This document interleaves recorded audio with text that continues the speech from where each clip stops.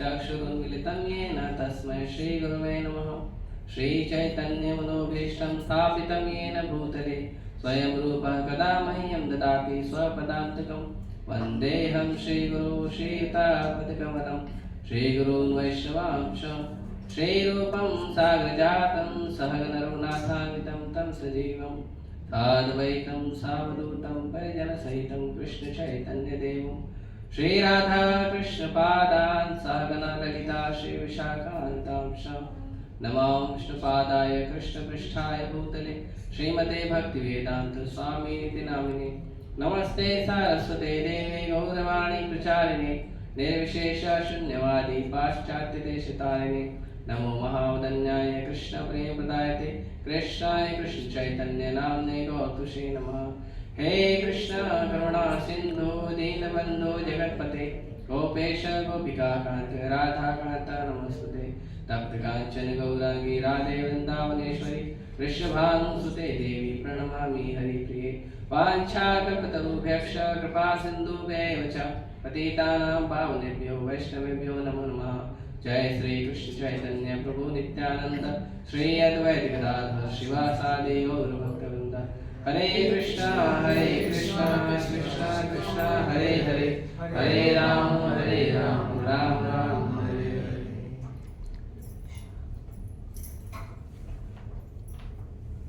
हरे कृष्ण। तो अब से हर समय क्लास जो है 7:30 बजे कीर्तन शुरू हो जाएगा, तो आप सभी से निवेदन है जल्दी आया करें, नहीं तो आप लोग का शुरुआत का हिस्सा छूट जाएगा। ठीक है, इसके लिए हम आप सभी से निवेदन करते हैं। तो आज हम चर्चा करेंगे कि धर्म है क्या। और जैसे कि आप लोगों ने पोस्टर में देखा होगा कि धर्म के बारे में लिखा है, धर्म क्या है? भगवान का कानून है। तो इसके बारे में हम थोड़ा सा धीरे से विस्तार से चर्चा करेंगे आज। हालांकि धर्म की व्याख्या बहुत बड़ी है और बहुत सारे लोगों ने कईयों प्रकार के धर्मों का वर्णन किया है, लेकिन असली धर्म क्या है वो हमें पता होना चाहिए। भागवतम का वो छोटा बुक है आपके पास? भगवत गीता है। भागवतम नहीं? ठीक है, मोबाइल में है आपके भागवतम? है ना? ठीक है, सर बाद में धन्यवाद। तो सबसे पहले कई बार ये प्रश्न होता है कि भगवान जो है वो भारत में ही क्यों आते हैं? भगवान जितना भी जन्म लेते हैं वो भारत में ही लेते हैं और कहीं लेते नहीं, क्योंकि भारत है ऐसी पवित्र भूमि। भारत एक ऐसी जगह है जो, जैसे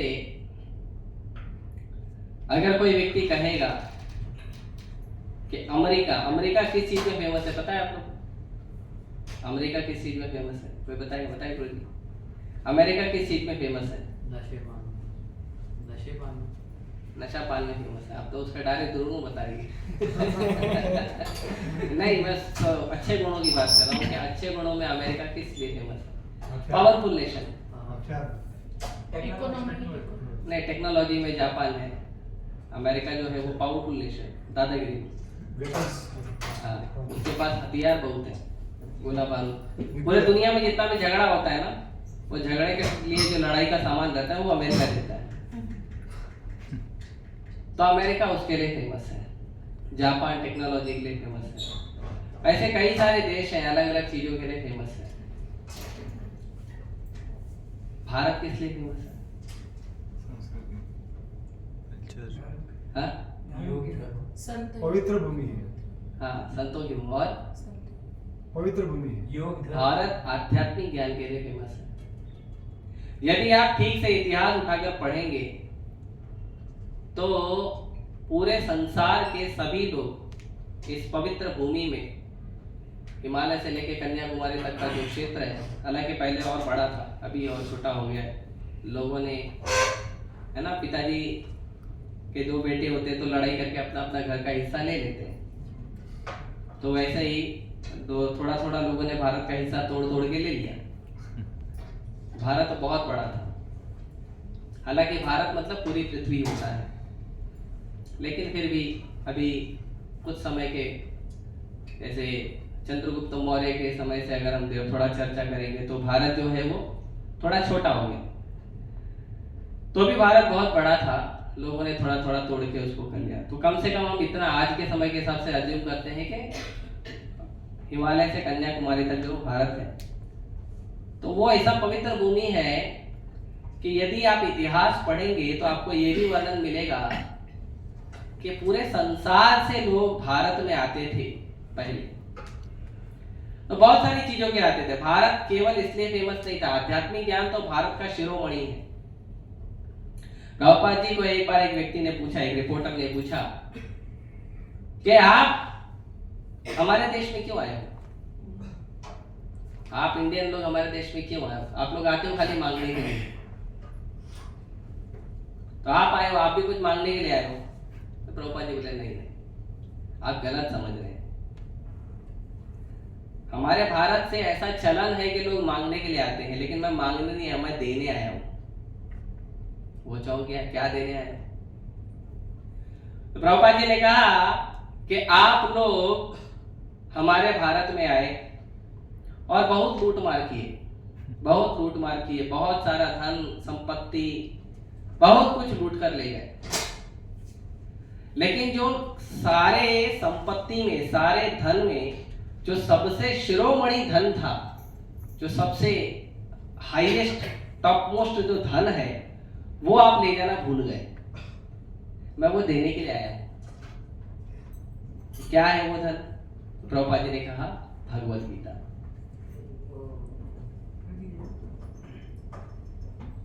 तो भगवत गीता, श्रीमद् भागवतम, ये जो आध्यात्मिक ग्रंथ है, ये असली में भारत में जितनी अकूट संपत्ति थी, इसको देखकर विदेशी आक्रांता लोग यहाँ पर आए, कुछ प्रेम से लेकर गए, कुछ व्यापार करके लेके गए, कुछ लूट कर ले गए। तो जो धन संपदा, और आज भी बहुत सारी है, कभी कभी कुछ लोग मुझे पूछते हैं कि भारत तो अभी भी बहुत गरीब है। भारत में गरीबी कितनी है? भारत तो अभी भी गरीब है। देखो, अमेरिका इतना अमीर है, लंदन इतना अमीर है, यूरोप इतना अमीर है, रशिया इतना अमीर है। तो मैं कहता हूं, आप किसी को कह दो, पूरे दुनिया में ऐलान कर दो, अगर आपकी क्षमता है तो पूरे दुनिया में ऐलान कर दो कि 24 घंटे के लिए भारत में केवल भारत की कंपनी काम करेगी, और 24 घंटे के लिए पूरे दुनिया की जितनी कंपनी भारत में है उसको बंद रखा जाएगा। 25वें घंटे में आपको समझ में आ जाएगा, पूरी दुनिया जब भारत के कदमों में आ जाएगी, हमारा कंपनी खोल दो। क्योंकि भारत में अभी भी पूरे संसार की इतनी इंडस्ट्री और इतनी कंपनी है कि बहुत सारा पैसा विदेश जाता है। कई बार लोग अपयश लगाते हैं इस्कॉन पर कि इस्कॉन का पैसा विदेशों में जाता है। एक बार मैं कोटा में पुस्तक वितरण कर रहा था, तो एक व्यक्ति था, उसने राजीव दीक्षित जी को सुन लिया था। तो वो आया, बोला ये इस्कॉन वाले पैसा विदेश भेजते हैं, इनका गीता नहीं खरीदने का, सब विदेशी लोग हैं। तो मैंने उसको प्रेम से पूछा, आपका कपड़ा देखिए, मेरा कपड़ा देखिए, विदेशी कपड़ा कौन पहना है? जो विदेशी कपड़ा पहना है विदेशी काम करेगा। तुम रुको इधर, मैं तुमको बताता हूं, मैं अभी आता हूं थोड़े टाइम में। गाड़ी में बैठा, गाड़ी घुमाया गया, उसके बाद कभी आया ही नहीं। तो इस्कॉन पे लोग अपयश लगाते हैं कि आप विदेशी लोग हो, विदेश में पैसा भेजते हो। तो ठीक है, चलो मान भी लिया, हालांकि ऐसा कुछ है नहीं। इस्कॉन की पॉलिसी जो देखेंगे, इस्कॉन का, इस्कॉन इतनी बड़ी संस्था है तो उसका कुछ पर्सनल पॉलिसी होगा, उसके खुद के कुछ नियम कानून है। वो नियम कानून को अगर आप देखेंगे तो आपको पता चलेगा कि विदेश तो छोड़ो, एक मंदिर से दूसरे मंदिर में 1 रुपया भी ट्रांसफर नहीं होता। विदेश तो दूर की बात है। जैसे आप राधा राजगिरी मंदिर में बैठे हो और बाजू में मीरा रोड में एक मंदिर है, दोनों इस्कॉन मंदिर ही है, लेकिन राधा राजगिरी मंदिर में जितना भी पैसा आता है वो मीरा रोड के इस्कॉन मंदिर में 1 रुपया भी नहीं जाएगा, और ना वहां से यहाँ आएगा। अगर मीरा रोड के मंदिर में पैसे की जरूरत है तो वो लोग अपना वहां पे फंड कलेक्शन करेंगे, राधा राजगिरी से नहीं मांग सकते। ये नियम है इस्कॉन का, ये हमारे पॉलिसी में है, प्रभुपाद जी ने बनाई है पॉलिसी। ये तो प्रभुपाद जी ने बना, नहीं तो क्या होगा, एक जो एक ब्रांच जो है दूसरे ब्रांच पर निर्भर होगी तो भक्त आलसी हो जाएंगे, भक्त मेहनत नहीं करेंगे। इसीलिए ऐसा नियम नहीं बनाया जाएगा। तो प्रभुपाद जी ने इंडिपेंडेंट बनाया। तो यदि मान भी लिया जाए अगर एक उदाहरण के लिए, तो कम से कम आप अपने घर में जाइए और देखिए टूथपेस्ट से लेकर स्लीपिंग बेड तक सब कुछ हम विदेशी यूज कर रहे हैं। आपके फोन में, आपका जो फोन है, फोन के अंदर जो सिम कार्ड है और सिम कार्ड का जो सर्विस प्रोवाइडर है वो भी विदेशी है। तो पूरे संसार की कंपनियां आज भारत में लगी है और आज भी बहुत पैसा जाता है, बहुत धन जाता है विदेश में। लेकिन जो विदेश का जितना भी पैसा पहले जो आक्रांता लूट कर लेकर गए, आज से करीबन कई समय से लेकर जा रहे हैं, मान लिया जाए उदाहरण तो 2000 साल से लोग लूट रहे हैं। ये सारा जो अकूट संपत्ति भारत में था और है भी, ये सब का जो मुख्य स्रोत है ना, गीता लिखा हुआ है, ये सब का जो मुख्य स्रोत है ना वो है भगवत गीता, वो है श्रीमद् भागवतम। मतलब जहां से ये धन निकलता है, कोई भी जहां से ये धन निकलता है, जहां से, जैसे समुद्र है तो समुद्र का एक नाम है रत्नाकर। रत्नाकर नाम क्यों है समुद्र का? क्योंकि समुद्र से रत्न निकलते हैं।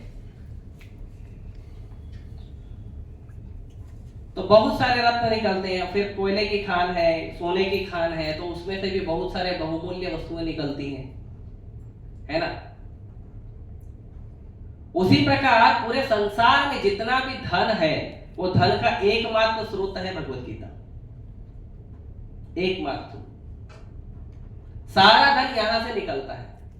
जो व्यक्ति इसको नहीं पढ़ता ना, वो व्यक्ति को पता नहीं चलता ये कितना बड़ा अमूल्य धन है। ये सोर्स है, मेन सोर्स। दुनिया भर में सूर्य की किरण फैलती है, तो सूर्य की किरण का जो मेन सोर्स है वो है सूर्य।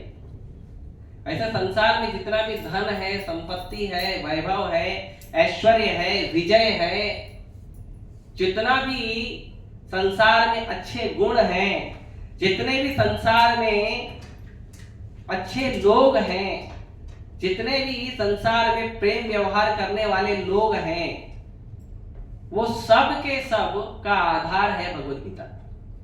सबका आधार भगवत गीता। ये एक पुस्तक, इसीलिए इसको सीरियसली लेना चाहिए। साधारण पुस्तक नहीं समझना चाहिए। और वो गीता का सार नहीं पढ़ना चाहिए, जो हुआ अच्छा हुआ, जो होगा अच्छा होगा। भगवान ने कहीं भगवत गीता में ऐसा बोला नहीं है, जो हुआ अच्छा हुआ, जो होगा अच्छा होगा, तुम क्या लाए थे, क्या लेकर जाओगे। भगवान ऐसी बातें नहीं करते। भगवान प्रैक्टिकल बात करते हैं। सपनों की बात भगवान नहीं करते। भगवान प्रैक्टिकल बात करते हैं। सुख भी होगा, दुख भी होगा, सर्दी गर्मी की तरह सहना सीखो, ये भगवान बोलते हैं। तो जितने भी 2000 सालों से जितने भी लोग आए, उसके पहले भी लोग आते थे भारत में। तो भारत को लोग जो हैं वो एजुकेशन सेंटर समझते थे। जो मुख्य जीवन का ज्ञान है, वो मुख्य जीवन के ज्ञान को लोग भारत से सीखने आते थे। इसीलिए भारत जो है आज से नहीं, सदियों से भारत फेमस है आध्यात्मिक ज्ञान बांटने के लिए। जैसे अमेरिका के लोग हैं पावरफुल, उनका देश पावरफुल है अमेरिका का, तो वहां के लोग क्या हैं, अपने देश की चीजों का प्रचार करते हैं। जापान के लोग अपने देश की चीजों का प्रचार करते हैं। ऐसे ही भारत के लोगों को अपनी चीज का प्रचार करना चाहिए, पराई चीज का प्रचार नहीं करना चाहिए। जियो का मोबाइल ले लो, जियो का सिम कार्ड ले लो, वो नहीं करना है ना। सैमसंग का एसी ले लो, टीवी ले लो, ये प्रचार नहीं करना है। ठीक है, रोजी रोटी के लिए कोई करता है तो उतना ही सीमित रखिए, पर असली प्रचार उसका किस चीज का होना चाहिए, जो आपकी संपत्ति है। तो भारत की संपत्ति में, भारत के इस क्षेत्र में ऐसा क्या विशेष है कि ये आध्यात्मिक ज्ञान का जो है आगार है, डिपो है ना। बस डिपो होता है, अभी आप वहां पे जाएंगे जूहू चर्च के पास, तो वहां से एक बस निकलती है, मजाज आगार, मजाज डिपो, मतलब वहां पे मजाज नाम का एक डिपो है, वहां बहुत सारी बस रहती है। ऐसे ही ये भारत है, ये भारत क्या है, ये आगार है आध्यात्मिक ज्ञान का, असली ज्ञान का, चीटिंग ज्ञान का नहीं, असली ज्ञान का।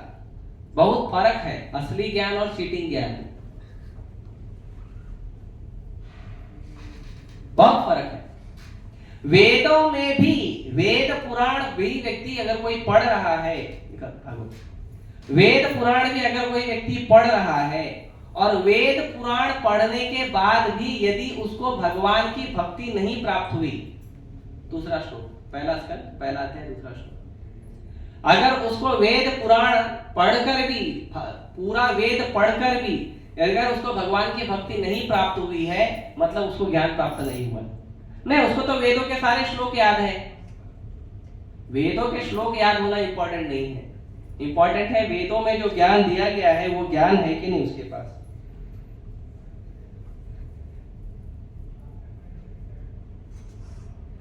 ब्राइट नहीं होता ऊपर से।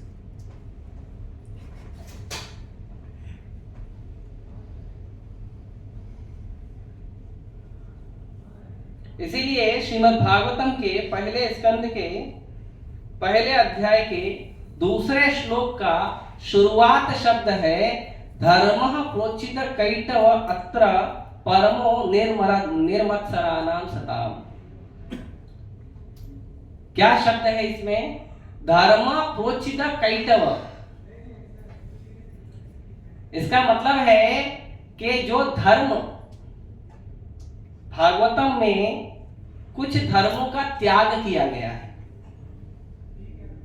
श्रीमद् भागवतम में जब भागवतम लिख रहे थे व्यासदेव जी, तो जो संसार में बहुत सारे धर्म हैं, वो बहुत सारे धर्मों का व्यासदेव जी ने त्याग कर दिया, निकाल दिया उसको। मालूम है कौन से धर्मों को निकाल दिया? कैटव धर्म को निकाल दिया। कैटव धर्म का मतलब होता है धोखेबाज धर्म। वो धर्म जिसका आप पालन तो कर रहे हो लेकिन आपको धोखा प्राप्त हो रहा है। अभी ये तो अजीब बात है। धर्म है, अब धर्म तो भगवान बनाए ना, धर्म है लेकिन धर्म में भी धोखा है और धर्म ही धोखा दे रहा है। अजीब बात है।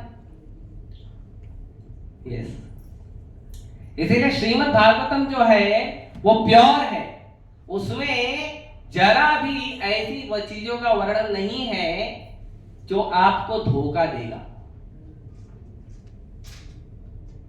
इसके लिए श्रीमद् भागवतम का वर्णन करते हैं तो श्रीमद् भागवतम के वर्णन में बताते हैं निगम कल्पतरोर गलितम फलम।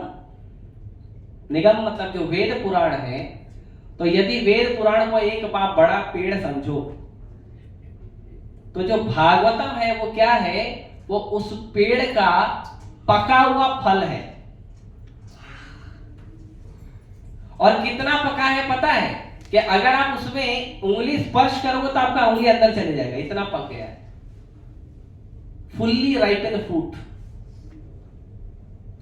और इस भागवतम का जो ये फल है, इसकी मुख्य विशेषता ये है कि इसमें ना छिलका है ना गुठली है। अभी आम का सीजन है, दो चीज तो रहती है, कोई भी फल उठा हुआ, छिलका गुठली तो सब में मिलेगा, छिलका और बीज तो सब में मिलेगा, भले बड़ा हो छोटा हो तो मिलेगा ही। लेकिन भागवतम वेदों का एक ऐसा फल है कि उसमें फेंकने लायक कुछ है ही नहीं। ओनली पल्प,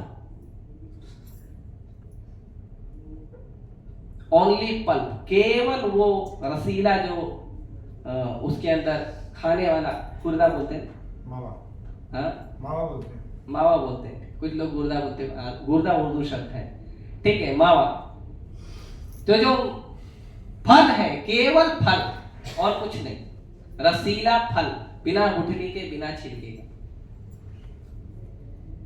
तो ऐसे धर्म तो पूरे संसार में है,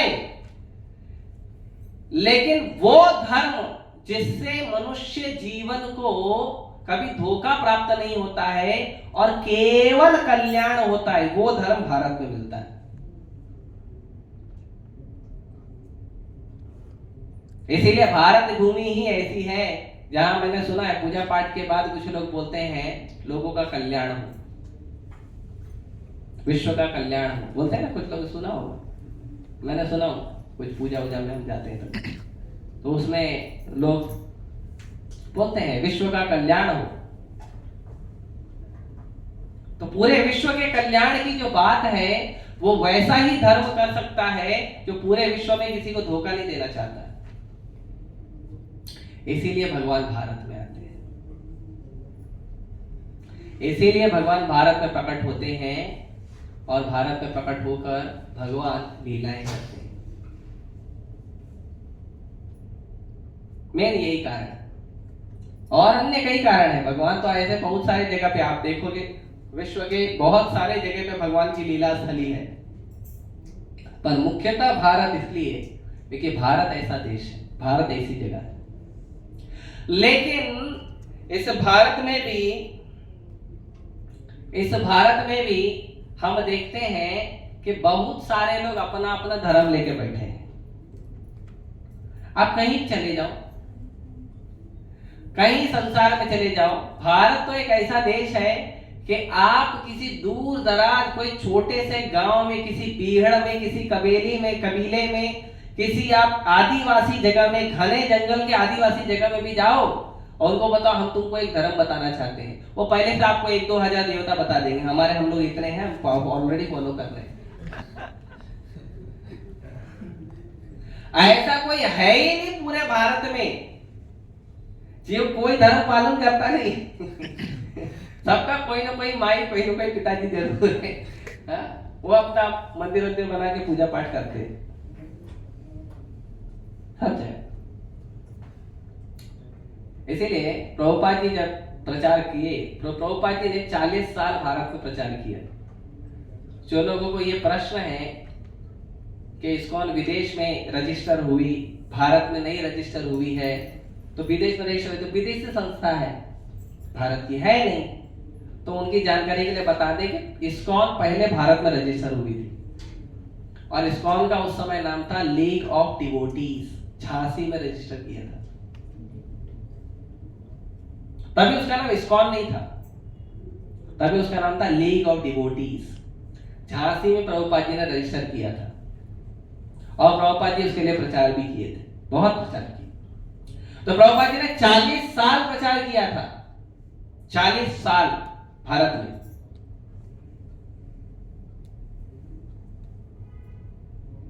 (1922) से लेके 1962 40 साल प्रभुपाद जी प्रचार करते रहे भारत में, लोगों को भक्त बनाने के लिए। तो कोई भक्त बना ही, एक भी भक्त नहीं बना। एक ही शिष्य मिला था झांसी में, प्रभाकर मिश्र, बस, बाकी कोई भक्त बना ही। तो प्रभुपाद जी को पूछा गया कि आप भारत में इतना प्रयास किए, भारत में इतना सक्सेसफुल क्यों नहीं हुए? आप विदेश में आप प्रयास किए, 10 साल में 108 मंदिर, हजारों शिष्य, इतने सारे ग्रंथ, इतनी सारी रथ यात्राएं। अभी रथ यात्रा आ रही है भगवान जगन्नाथ जी की, प्रभुपाद जी ने शुरू किया था 1966 सैन फ्रांसिस्को की सड़कों पे पहली जगन्नाथ रथ यात्रा इस्कॉन की।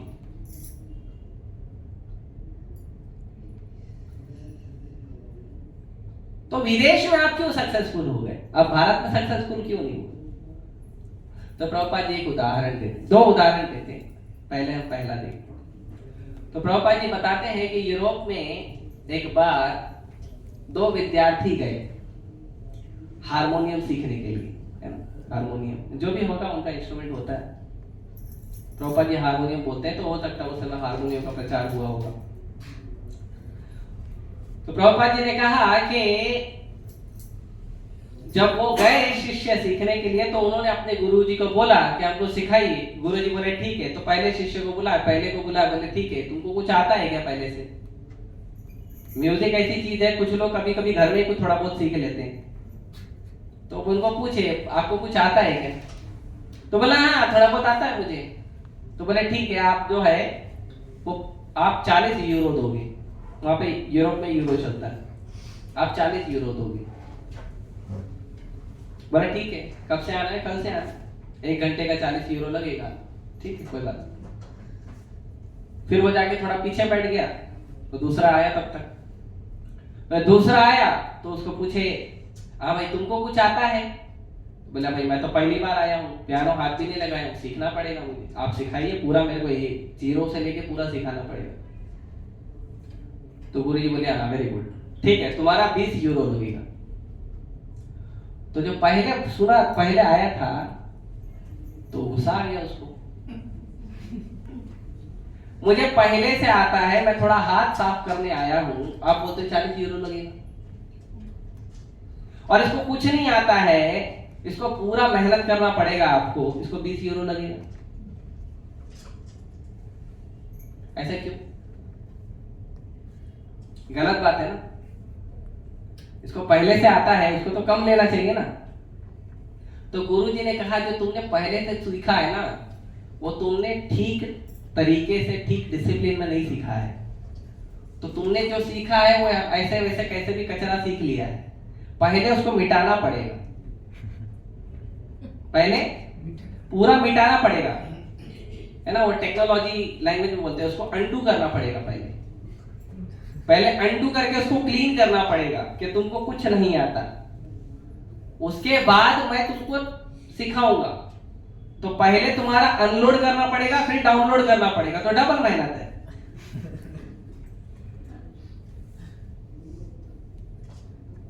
और ये लड़का अनलोड करने की जरूरत नहीं, एकदम क्लीन पेपर है, तुरंत लिखो उस पे,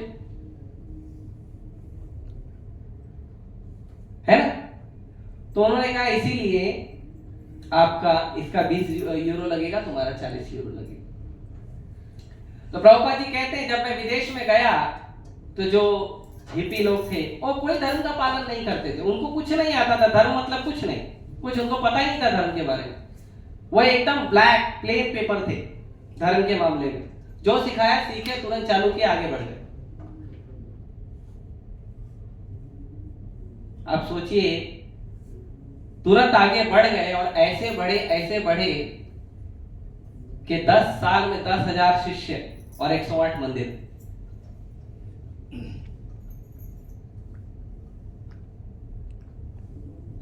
और प्रभुपाद जी बोले भारत के लोग न्यूज़पेपर है, बहुत कुछ लिखा है उसके ऊपर। वो प्लेन पेपर है ही नहीं, बहुत कुछ लिखा है उसके ऊपर। तो कोई बोला ऐसा थोड़ी है, अरे भारत के लोग तो धर्म के बहुत नजदीक हैं और विदेशी लोग तो धर्म के बहुत दूर हैं, तो उनको कैसे सिखा दिया आपने, भारत के लोग को क्यों नहीं सिखा पाए? तो प्रभुपाद जी बोले भारत के लोग नजदीक हैं लेकिन ऐसे हैं, ये धर्म है, ये भारत के लोग ऐसे हैं, धर्म जानते हैं लेकिन विमुख है, धर्म को थोड़ा बहुत करते हैं कि हमारे जीवन में थोड़ा बहुत फायदा आ जाए, धर्म करने के लिए धर्म नहीं करते हैं।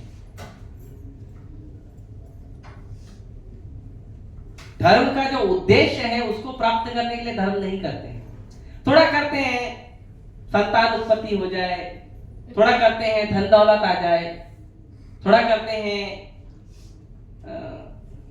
सुंदर पत्नी मिल जाए, सुंदर पति मिल जाए, अच्छा पति मिल जाए, इसीलिए धर्म करते हैं। धर्म का जो उद्देश्य है भगवत प्राप्ति, उसके लिए कोई धर्म करता ही नहीं है। तो विदेशी लोग भले दूर हैं लेकिन ऐसे दूर है लेकिन उन्मुख है। तो ये प्रभुपाद जी ने बताया, ऐसा नहीं विदेशी लोगों का गुणगान कर रहे हैं, ये हमने बताया गया कि जिस तरह से भारत में हर व्यक्ति अपना अपना पकड़ के बैठा है। किसी को भी आप गीता जाके पढ़ा, हमको पता है, हमको क्या सिखाओगे आप, पूरा गीता पढ़ा है हमने, उसको पूछो एक आध श्लोक याद हो, अरे जरूरत क्या याद करने की, हमको पूरा मालूम है, आपको बता देंगे, आप आ जाना। आप किसी को कुछ पूछो। और आजकल की हालत तो ऐसी हो गई है, मैं कुछ कॉलेजेस में, स्कूल्स में, कोचिंग में भी गीता का लेक्चर देता हूँ, तो हालत ऐसी हो गई है, मैं जब बच्चों को पूछता हूँ कि आप में से कितनों को हनुमान चालीसा याद है, तो 50-60 बच्चों में 3 या 4 के हाथ खड़े होते हैं। अब गीता और भागवत तो भूल जाओ आप।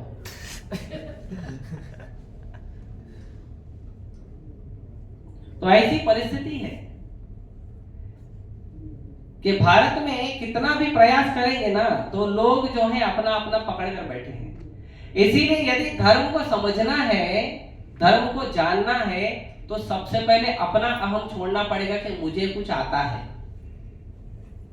भगवान भगवत गीता में अर्जुन को बोले, अर्जुन भी बहुत धर्म का ज्ञान दिए। पहला अगर चैप्टर आप भगवत गीता का पढ़ोगे ना, अरे क्या धर्म का ज्ञान दिया अर्जुन ने, पता है? धर्म के पिता पूर्ण पुरुषोत्तम भगवान कृष्ण को अर्जुन ने धर्म का ज्ञान दिया है पहले अध्याय में। और पहला अध्याय जो पढ़ता है ना वो बोलता है अर्जुन बिल्कुल ठीक बोलता है, बिल्कुल ठीक बोल रहा है अर्जुन, बिल्कुल लड़ाई नहीं करना है। क्यों लड़ाई करना है? अरे बेकार में खून खराबा क्यों करना है? आप पढ़िए पहला अध्याय, एकदम step wise point two point Arjun ने डिस्कस किया भगवान से और क्लियरली बोला ये सारे रीजन है और वैलिड रीजन है, वेदों का प्रमाण दिया है, नहीं लड़ूंगा। भगवान कुछ बोले, ठीक है जब तुझे पता ही है तो मैं क्या सिखाऊं, है ना? आप किसी व्यक्ति को कुछ सिखाने जाओ, नहीं मुझे आता है, अरे भाई मैं सिखा देता हूं, नहीं मुझे आता है, आप क्या सिखाओगे? आपको क्या आता है? इसको ऐसे करना, इसको ऐसे करना, मालूम तब सिखाओगे उसको। फिर 5 मिनट के बाद जाओगे गड़बड़, अरे आप गलत कर, अरे आप क्या सिखाओगे? बोल रहा हूं ना मैं, कर रहा हूं ना, कर लूंगा मैं, जाओ। अब आप सिखाओगे उसको, नहीं सिखा पाओगे। अर्जुन भी दिया भगवान को, बहुत सारे रीजन दिया, बहुत सारे रीजन दिया, फिर बोल बोल के चुप हो गया। फिर भगवान ने पहला बाउंसर दिया, अशौचानंद शोचस्तम प्रज्ञावादांश भाषसे गतासु न गतासु च नानुशोचन्ति पंडिताः। ये बहुत महत्वपूर्ण श्लोक है, खासकर उन लोगों के लिए जो कहते हैं हमको बहुत कुछ आता है धर्म के बारे में। भगवान बोलते हैं अशौचानंद शोचस्तम, जो सोचना चाहिए, जिसका विचार रखना चाहिए जीवन में, उसका विचार तो तुम कर ही नहीं रहे। और जिस चीज का विचार नहीं करना चाहिए उस चीज को एकदम बड़ा बना के दिखा रहे हो। आजकल ऐसे ही होता है। धर्म क्यों करना है, भक्ति क्यों करना है, ये प्राप्ति वो प्राप्ति वो प्राप्ति वो प्राप्ति, अरे नहीं, बहुत बड़ा कुछ प्राप्त होता है ना, मुक्ति प्राप्त हो जाती है। तो मुक्ति जाएंगे, हरिद्वार में जाएंगे, वहां पे जाके भजन कर लेंगे, मुक्ति हो जाए। और कुछ नहीं हुआ तो गंगा में तो अस्थि जाएगी हमारी, तो हो जाएगा मुक्ति हमारा। तो धर्म का मतलब सबसे बड़ा धर्म, सबसे बड़ा क्या मतलब? मुक्ति।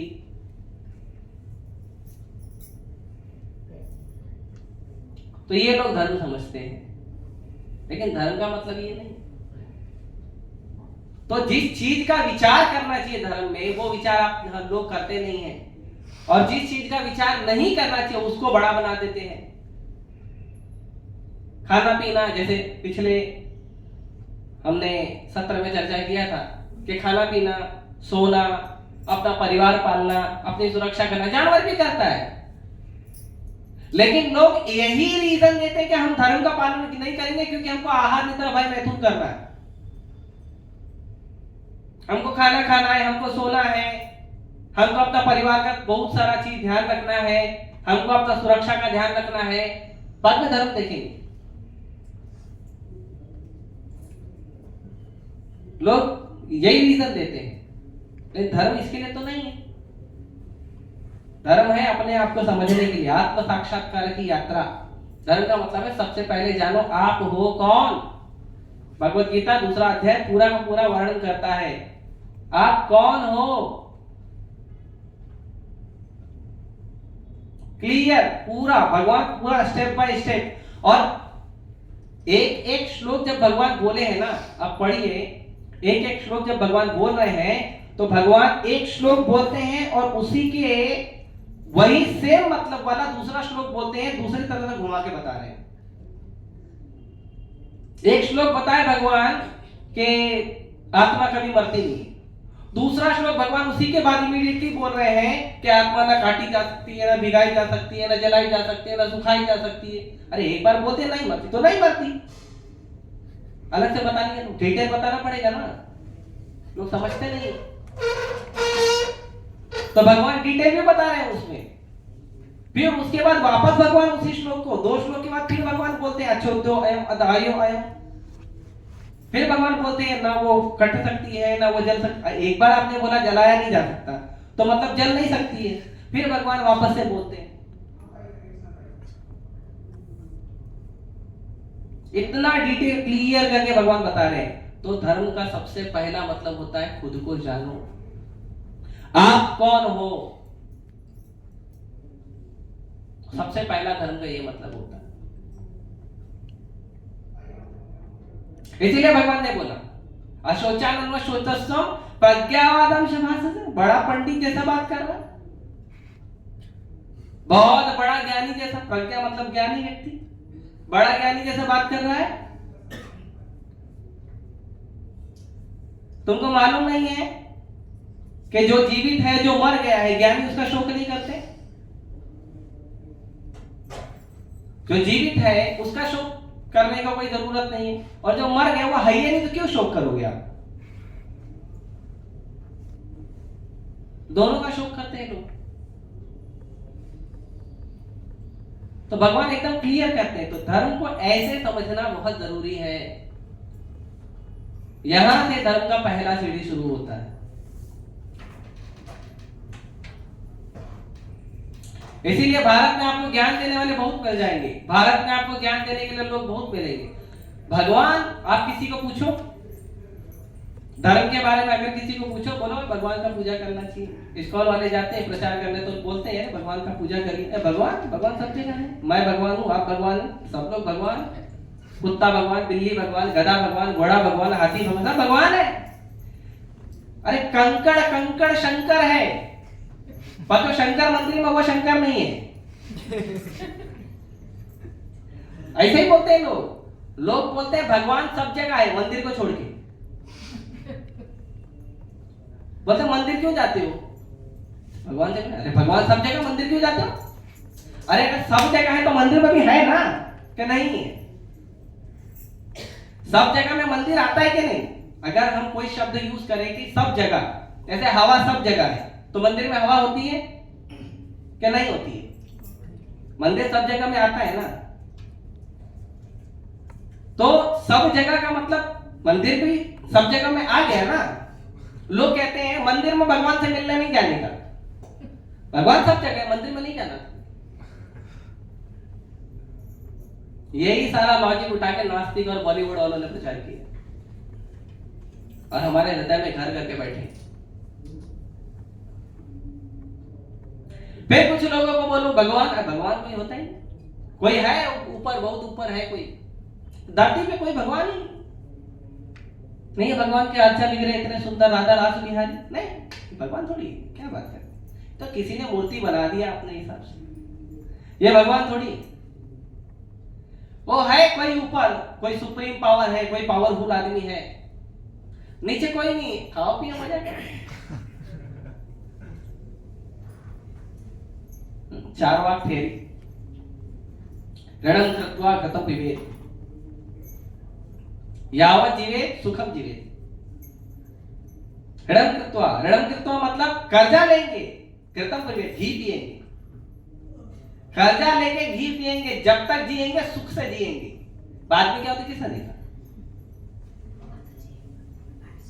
चार वाक थे, प्रभुपाद जी बताते हैं इसके बारे में, कई जगह वर्णन किया। ऐसे लोग धर्म का वर्णन करते हैं। और कुछ ज्यादा वैज्ञानिक के पास जाओगे ना, भगवान है ही नहीं, भगवान कृष्ण मर गए ना, अभी थोड़ी भगवान थे ना। अभी कृष्ण को तो मार दिया ना, कृष्ण को भील ने मारा था ना, बाण मारा तो मर गए कृष्ण, अभी थोड़ी कृष्ण है। राम जी सरयू में डूब गए, थोड़ी है भगवान है क्या, नहीं है। फिर ऐसे वर्णन लोग धर्म का करते। आप सोचिए यदि आप मंदिर नहीं आओगे, यदि भगवान के भक्तों से मार्गदर्शन नहीं लोगे, तो कितना कचरा आएगा हमारे दिमाग में। कई बार लोग पूछते हैं, प्रभु जी आप क्यों बोलते हैं हर बार लेक्चर में आने के लिए, क्यों बोलते हैं लेक्चर में आया करो, लेक्चर में आया करो? क्योंकि जितना हमारा पर्यावरण है ना, इतना ज्यादा दूषित है, इतना ज्यादा दूषित है कि आप संग नहीं भी करना चाहोगे तो भी संग आपको मिल जाएगा और आप दूषण से भर जाओगे। एक छोटा उदाहरण देता हूं। तीन पंखे मान लो लटके हैं और आपने दो पंखे को हाई स्पीड पे चालू कर दिया। मेरे रूम में है 3 पंखे, मैं अक्सर देखता हूं उसको। जब दो पंखे हाई स्पीड में चलते हैं ना तो देखता हूं बीच वाले पंखे को। तो दो पंखे जब हाई स्पीड में चलते हैं तो बीच वाला पंखा अपने आप घूमना चालू कर देता है। चाहिए तो मैं वीडियो शॉट करके भेज दूंगा ग्रुप में, देख लीजिएगा। तो यदि दो आपके आसपास का जो वातावरण है वो यदि पूरा नास्तिकवाद से भरा हुआ है, पूरा अधर्मियों से भरा हुआ है, तो आप धर्म का पालन कैसे कर पाओगे? प्रभुपाद जी ने मंदिर क्यों बनाया? प्रभुपाद जी ने इतना बड़ा संस्था क्यों बनाया? इतना मेहनत क्यों किया? आप लोगों के लिए, भक्तों का संग बनाने के लिए। प्रभुपाद जी को पैसे की जरूरत नहीं थी, मंदिर की जरूरत नहीं थी, उनको कोई बड़ा आचार्य बन के बड़े आसन पर बैठाना नहीं था। यही जुहू में प्रभुपाद जी मॉर्निंग वॉक के लिए गए थे, तो एक आदमी आया, चलते फिरते मिल जाते थे कुछ लोग स्वामी जी बात करते हुए। तो एक आदमी आया और प्रभुपाद जी को बोला कि आप क्यों इतना बड़ा विशाल मंदिर बना रहे हो? अरे साधु तो पेड़ के अंदर, पेड़ के नीचे भी रह लेता है। साधु को रहने के लिए इतना बड़ा एकदम चमचमाता हुआ सफेद संगमरमर का सुंदर महल क्या जरूरत है साधु को? सही बात है गलत बात है? साधु तो कहीं भी रहता है, हम तो देखें साधु कहीं भी रहता है ना। कुछ समय पहले वो सियाचिन का एक कुछ लोगों ने वीडियो शेयर किया था, तो उसमें एक साधु है सियाचिन में, वो तो मिलिट्री वाले पूरा कपड़ा पहने, वो साधु बिना कपड़े के घूम रहा है। उसको क्या जरूरत है? ना ठंडी लगे ना गर्मी लगे, साधु है, तपोबल से बढ़ जाता है, उतना पावर आ जाता है। तो साधु को क्या जरूरत है? तो प्रभुपाद जी के हाथ में एक लकड़ी हुआ करती थी, अभी भी है। आप प्रभुपाद क्वार्टर में जाएंगे तो आप देखेंगे प्रभुपाद जी के बाजू में एक लकड़ी रखी है। तो प्रभुपाद जी ने वो लकड़ी लिया, और क्योंकि पहले यहाँ पे सब सीमेंटेड रोड नहीं थे, सीमेंटेड और इसके डामर के रोड नहीं थे, पक्के नहीं थे, कच्चे रोड थे गांव की तरह। प्रभुपाद जी ने लकड़ी लिया और ऐसे लकड़ी को जमीन पे मार दिया, और लकड़ी जो है 1.5 इंच अंदर घुस गई। अब प्रभुपाद जी ने कहा मैं वहां भी रह सकता हूँ, मैं मेरे लिए नहीं बना रहा हूं। तुम लोगों को अगर बड़ा मंदिर नहीं बनाएंगे ना तो तुम लोग मंदिर आते नहीं हो। ये महल बना रहा हूं ताकि तुम लोग महल के बहाने हमारे भगवान को देखने आओगे। ये मेरे लिए नहीं बना रहा हूं, तुम लोगों के लिए बना रहा हूं। तो ये मंदिर जो इतना सुंदर महल बनाया है, ये प्रभुपाद जी ने अपने लिए नहीं बनाया, ब्रह्मचारियों के लिए नहीं बनाया है। ब्रह्मचारी कहीं भी रह लेता है, बनाया है समाज के लिए कि लोग आएंगे, इतना सुंदर विशाल बड़ा मंदिर देखेंगे तो लोग आएंगे भगवान का दर्शन करने के लिए। इसीलिए देखिए जयपुर में, राजस्थान में बड़े बड़े मंदिर हैं और पूरा मंदिर हमेशा भरा रहता है, लोग जाते हैं, आरती अटेंड करते हैं। हमारे आस पड़ोस में कितने छोटे छोटे मंदिर, कितने लोग जाते हैं? कितने लोग जाते हैं? आप देखे हो ना, आपके आस पड़ोस में बहुत सारे मंदिर होंगे, छोटे छोटे, गणेश जी के, शिव जी के, हनुमान जी के, बाबा के, होंगे ना? तो ऐसा नहीं है कि भगवान नहीं होते हैं। फिर उसके बाद कुछ लोग डिबेट करते हैं कि तुम्हारे भगवान बार बार आते क्यों, काम नहीं है क्या कुछ उनको ऊपर? जब देखो आ जाते युगे युगे, जो युग आया आ गए, जो युग आया आ गए, भगवान को आने की क्या जरूरत है ना? कुछ लोग हैं सुबह से लेकर शाम तक अनाउंस करते रहते हैं हमारे पास भगवान है, हमारे पास भगवान है, हमारा भगवान बड़ा है ना? कुछ लोग हैं लाउड स्पीकर लगा के बोलते हैं वो। अच्छा, आपका भगवान दिखता कैसे? नहीं, कोई इसका रूप ही नहीं है। लेकिन आपका रूप है, हाँ हमारा रूप है। आपका रूप है, आपके भगवान का रूप नहीं, हमारे भगवान का कोई रूप नहीं। आया कहां से?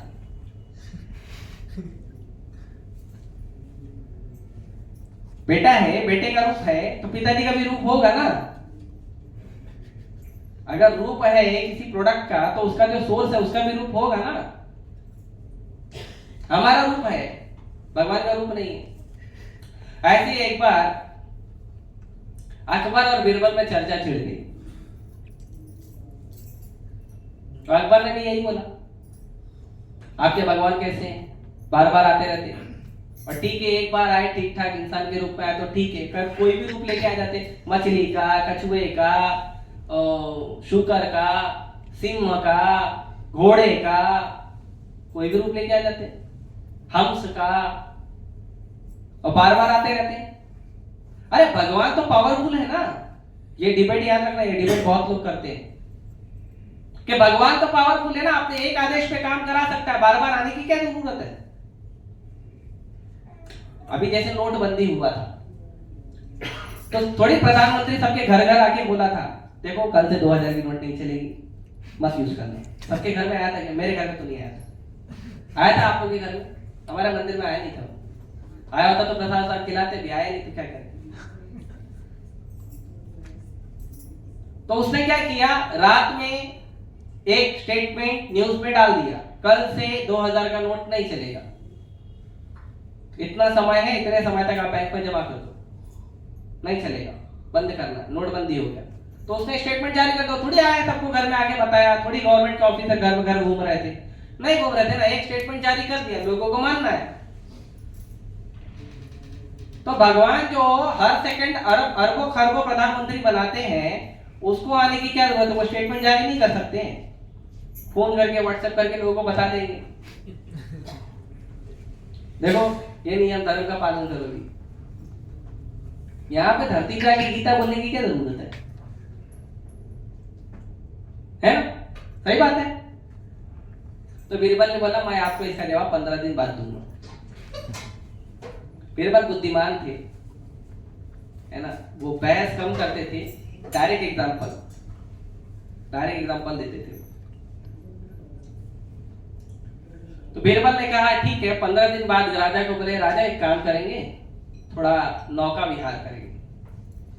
तो नौका विहार राजा बोला, चलो करेंगे, सबको रेडी करवा दिया, अनाउंसमेंट करवा दिया, नौका विहार होगा। और उसमें क्या किया, बीरबल ने 15 दिन में, राजा का एक छोटा सा बेटा था, बीरबल अकबर का छोटा सा बेटा था, बड़ा सुंदर, अब राजा का बेटा तो सुंदर होगा, बड़ा सुंदर बेटा था, एग्जैक्टली उसका बेटा जैसा दिखता है वैसा एग्जैक्टली उन्होंने एक छोटा सा डॉल बना दिया, एग्जैक्टली उनके बेटे जैसा दिखने वाला। अब बीरबल है, पावरफुल आदमी है, राजा का सेक्रेटरी, बनवा दिया एकदम एग्जैक्ट दिखने वाला। अब बोला चलिए राजा शहर में चलेंगे। और बीरबल खेला करते थे, राजा के बच्चे से खेला करते थे, अच्छा रिलेशन था, वो चाचा चाचा करके खेलते थे उनके साथ। तो नौका विहार में राजा निकले, राजा नौका विहार में जा रहे हैं, राजा के बाजू में बीरबल बैठे हैं, बीरबल बच्चे को गोद में लेके बैठे हैं, जो राजा का असली बच्चा उसको गोद में लेके बैठे हैं, खेल रहे हैं, और बढ़िया म्यूजिक चल रहा है, अच्छे से बहुत सारा अरेंजमेंट चल रहा है, इतना बढ़िया सब आनंद में, राजा को आनंद आ रहा है नौका विहार में। अचानक बीरबल ने क्या किया, बच्चे को उठाया, पानी में डाल दिया, और अरे गिर गया। अब राजा का जान सूख गया, तुरंत खड़ा हुआ, जोर से चिल्लाया, अरे बच्चा गिर गया मेरा। और उसने किसी को आदेश भी नहीं दिया, सब सारे स्विमर खड़े थे, जैसे उसने राजा ने जोर से चिल्लाया तो सारे जो तैराक थे, जो बचाने वाले थे, लाइफ गार्ड है ना, लाइफ जैकेट वगैरह पहन के, वो सब तैयार थे कि राजा आदेश दे, हम भी कूदे बचा ले। तो राजा उनको आदेश देने के पहले खुद ही कूद गया और गया, राजा भी डूबने लगा, पता नहीं तैरने आता था कि नहीं। तो राजा भी गया, बच्चा भी गया, सारे तैराक। अभी देखे राजा आदेश देने वाला कोई है नहीं, बीरबल वाला कूदो, तो सब कूद के फटाक से सब कूद गए और जाकर राजा को भी निकाले, बच्चे को भी निकाले। राजा बच्चा लेके बाहर आए, देख रहे तो डॉल और जैसे डॉल देखा उसका दिमाग जो है वो बहुत तेजी से गोल घूम गया, उसको बड़ा क्रोध आया। और मालूम है कौन करने वाला है? मालूम है राजा को कौन किया? राजा बुलाए क्यों किए? बीरबल को। बीरबल ने कहा देखो मैंने क्यों किया वो छोड़ो, मेरे को ये बताओ आप क्यों कूदे? आप इतने पूरे भारत के शहंशाह हो, इतनी बड़ी आपके पास आर्मी है, इतने सारे स्विमर हैं, इतने सारे लोग हैं, आपके एक आदेश पे लोग जान न्यौछावर करना तैयार हैं, इतना सब कुछ होते हो आप क्यों कूदे? कुछ भी हो आप क्यों कूदे? बच्चा तो वैसे ही बच जाता, आपको कूदने की जरूरत नहीं थी। और कपड़ा भी नहीं उतारे, ये नहीं राजवेश उतारने गमछा उमछा पहने फिर कूदे, तुरंत कूद गए। ऐसा थोड़ी होता है। तो राजा बोला तुम्हारा दिमाग सही है, क्या बात कर रहे हो? बेटा है मेरा। तो बीरबल बोले आपके प्रश्न का उत्तर है। कौन सा प्रश्न? 15 दिन पहले पूछा था, भगवान क्यों आते हैं? भगवान का प्रणाम मंत्र क्या है? हे कृष्णा करुणा सिंधु। करुणावश भगवान आते हैं, वो देखते नहीं हैं। कोई भी रूप लेना पड़े, मछली का लेना पड़े, कछुआ का लेना पड़े, शेर का लेना पड़े, घोड़े का लेना पड़े, हंस का लेना पड़े, कौन सा शरीर लेना पड़े, मोहिनी मूर्ति स्त्री का रूप लेना पड़े, भगवान परम पुरुष है लेकिन रूप स्त्री का ले रहे हैं। मेरे बच्चों को बचाना है। प्रेम करते हैं हम लोग उसे। लोग भक्ति नहीं कर रहे थे, भगवान भक्त बन के आ गए। बताइए भगवान को भक्त बनने की क्या जरूरत है? भगवान भक्त बन के आ गए, चैतन्य महाप्रभु प्रकट हो गए धरती पे, भक्त बनकर आ गए। कौन सा रूप लेना वो रूप लेंगे। बच्चों को बचाना है, बच्चे कष्ट में हैं।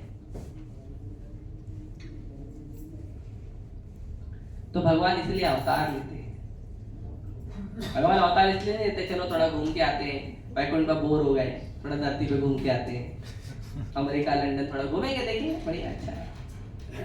भारत में जाएंगे, मथुरा जाएंगे, वृंदावन घूमेंगे। मैंने सुना है वृंदावन में बहुत अच्छा अच्छा फल मिलता है, अच्छे अच्छे मोर मिलते हैं। ये सब के लिए भगवान नहीं आते। करुणा सिंधु है। करुणा सिंधु के बाद दूसरा शब्द क्या है? दीन बंधु है। लेकिन है वो जगतपति, है वो जगतपति, अनंत ब्रह्मांड के मालिक हैं, लेकिन उसके बावजूद क्यों आते हैं? करुणा सिंधु दीन बंधु। ये भगवान का कारण है। तो यदि हम ठीक से धर्म को नहीं समझेंगे, ठीक से धर्म को नहीं समझेंगे और ठीक से धर्म को समझने का प्रयास नहीं करेंगे, तो हम हमेशा गलत रास्ते पर रहेंगे। और धर्म को कैसे समझना है? तो धर्म को जैसे बताया गया है वैसे समझना है, अपने मन से नहीं समझना है। कई बार लोगों को बोलो हरे कृष्ण जप करते हैं, हम मन में जप करते हैं। अरे प्रभु जी मन में तो 24 घंटा जप करते हैं। अच्छा, खाना कैसे खाते हो? मन से खाते हो? पेट भर जाता है? सोने के टाइम पे आपको बहुत नींद आ रही है, बॉस ने बहुत सारा असाइनमेंट दिया है, बहुत सारा काम दिया है, तो मन में सो लो और काम कर दो।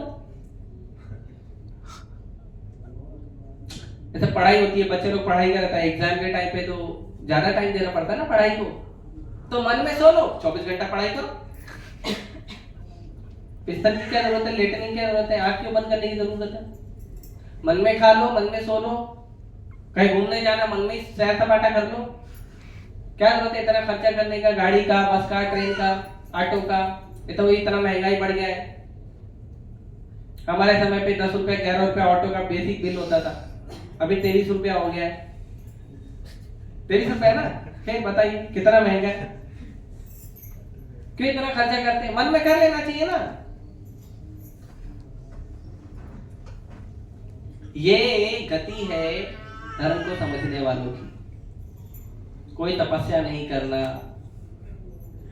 कोई शास्त्र नहीं पढ़ना, कोई भगवान का नाम नहीं जप करना है और धर्म का पालन करना है।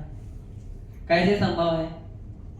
फेसबुक पे, इंस्टाग्राम पे या जितने सोशल मीडिया है उस पर जय श्री राम लिखने से धर्म बन जाएगा?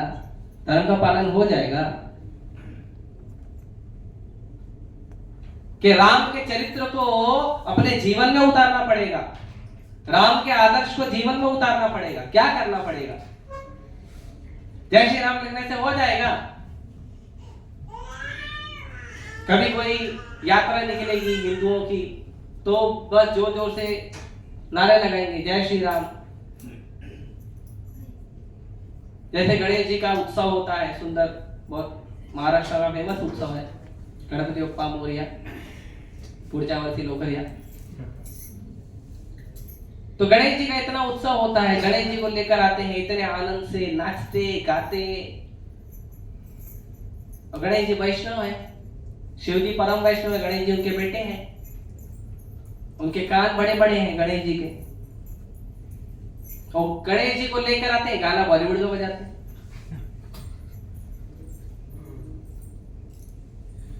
अच्छा, गणेश जी को लेकर आए मान सम्मान से, फिर पूजा वूजा करके उनको स्थापित करके, उनको कलश वलश देके स्थापित करके, नैवेद्य वगैरह लड्डू वगैरह देके गणेश जी को स्थापित करते, ठीक है। फिर पूजा वूजा आरती वारती करते हैं, 4-5 आरती करते हैं दिन भर में, बड़ा अच्छा लगता है, सुंदर। रात में देखिए क्या करते हैं, गणेश जी के सामने बैठ के तंबाकू खाएंगे, दारू पिएंगे, ताश खेलेंगे।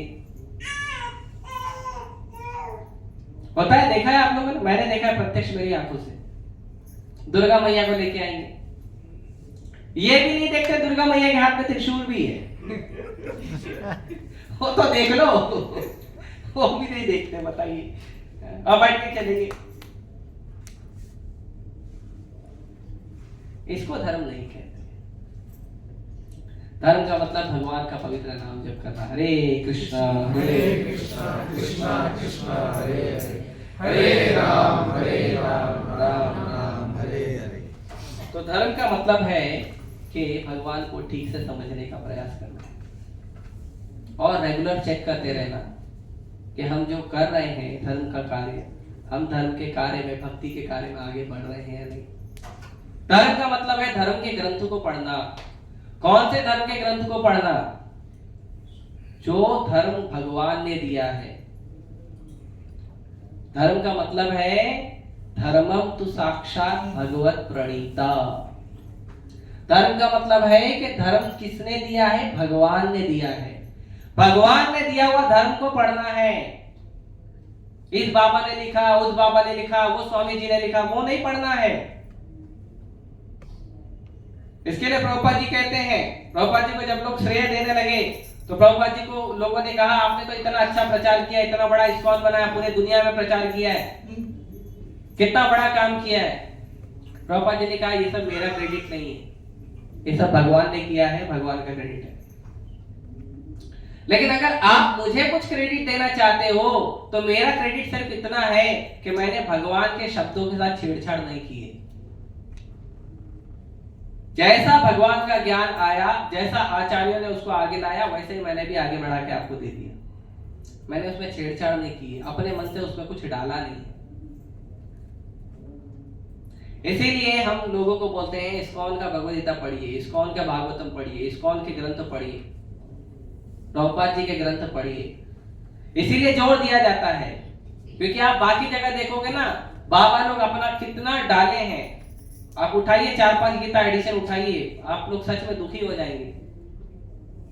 वो सारा गीता बाद में पढ़ना, पहले प्रभुपाद जी का गीता 10-15 मिनट पढ़ लेना, उसके बाद कोई भी गीता पढ़ लेना। गारंटी है कि आप दुखी हो जाएंगे वो गीता पढ़ के कि ऐसे लोग समाज में क्यों छापते हैं गीता।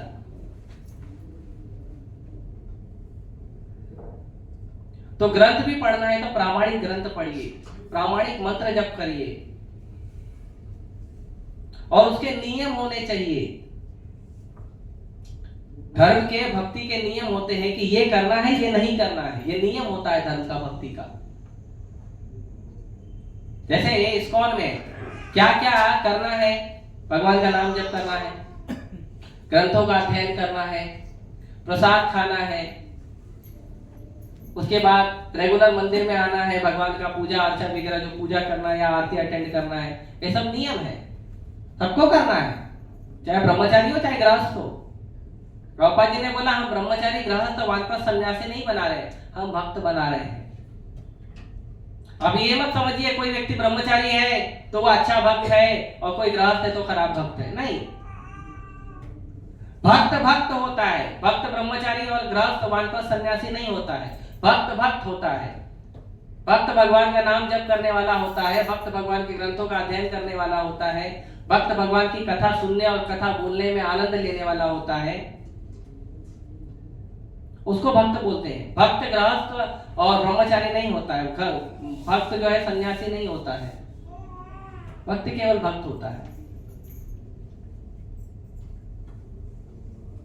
तो प्रामाणिक चीजों को पढ़ें, प्रामाणिक नाम का जप करें। किसी भी व्यक्ति ने, किसी भी बाबा ने कोई नाम दे दिया, आप पता करो पहले उसको, ये प्रामाणिक है, किस गुरु परंपरा में आता है। कोई व्यक्ति आपको बोल रहा है मैं आपका गुरु हूं, तो आप उनको पूछो आप किस गुरु परंपरा में आते हो, ये गुरु परंपरा प्रामाणिक है क्या भगवान के द्वारा, पूछना चाहिए ना। एक छोटा सा सामान भी खरीदने जाते हैं तो उसके ऊपर ब्रांड चेक करते हैं हम। छोटा सा सामान कोई भी देखो, ब्रांड चेक करते हैं। भक्ति का कोई ब्रांड ही नहीं।